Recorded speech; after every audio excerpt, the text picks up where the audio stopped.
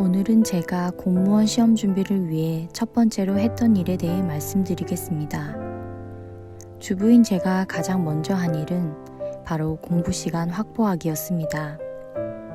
첫 시험을 탈락하고 공부 시간이 너무 부족하다고 느껴졌기 때문입니다. 그래서 아이를 기관에 맡기려고 했는데 갓 돌진한 아이라 망설여지더군요. 내 욕심에 어린 아이를 힘들게 하는 것은 아닌가 싶어서요. 이 상황을 시부모님께 말씀드리니 흔쾌히 아이를 봐주시겠다고 하셨습니다. 하루 1시간마저 간절했던 저로서는 너무 감사했습니다. 그렇게 일요일 저녁부터 금요일 저녁까지 시댁에서 지내게 되었습니다. 덕분에 저는 매일 9시부터 6시까지 도서관에 가서 마음 편히 공부를 할 수 있었습니다. 저녁에는 아이를 재운 후 2시간가량 더 공부를 했습니다. 이 생활도 지속이 되니 어머님도 힘드시고 저도 마음에 부담이 되기 시작하더군요. 그래서 아이를 어린이집에 보내기로 마음 먹게 됩니다. 8시 45분쯤에 집에서 나와 어린이집 그리고 곧장 도서관으로 향했습니다. 점심시간마저 아깝다는 생각에 딱 30분만 쉬고 다시 공부를 했습니다. 그리고 4시에 도서관에서 나와 4시 30분에 아이를 데리고 하원하였습니다. 또 아이를 재우고 2시간가량 남은 공부를 하고 하루를 마무리했습니다. 그런데 하루 종일 긴장됐던 몸이 아이를 재우며 함께 무너지는 경우가 잦았습니다. 아무래도 방법을 바꿔야겠다 생각이 들더군요.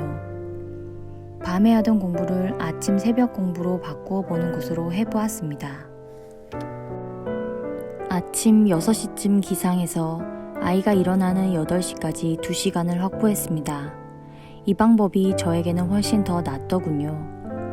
공부를 해보니 주중 공부 시간도 중요하지만 주말 공부 시간 확보가 무엇보다 중요하다는 것을 알게 되었습니다. 주중에 공부한 것을 주말에 복습해야 머릿속에 더 오래 남길 수 있기 때문입니다.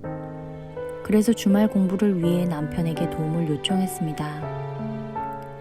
10시부터 6시까지 독방 육아를 해줄 수 있냐고 말입니다. 남편은 저의 열심을 인정해 주었고 자기도 힘들지만 해주겠다고 하더군요. 아이 엄마가 수험생들과의 싸움에서 불리한 것은 절대적인 시간의 양이라고 생각합니다. 방대한 공부 양을 소화하려면 시간 확보가 무엇보다 중요합니다. 힘들었지만 주부인 저도 시간 확보에 애를 써보니 되긴 되더군요. 특히 저처럼 노베이스에서 시작하는 엄마라면 하루에 최소 8시간은 있어야 합니다. 이게 기본이 되어야 공부도 시작할 수 있습니다. 잊지 마세요. 시간 확보가 가장 중요하다는 것을 말입니다. 그리고 공부를 하는 시간만큼은 아이 걱정, 집안일 생각하지 않으려고 했습니다.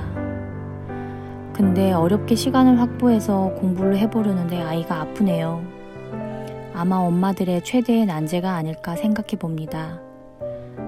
저 또한 이런 상황을 자주 마주했습니다. 저는 이런 상황에서 어떻게 했을까요? 이 이야기는 다음 영상에서 풀어보도록 하겠습니다.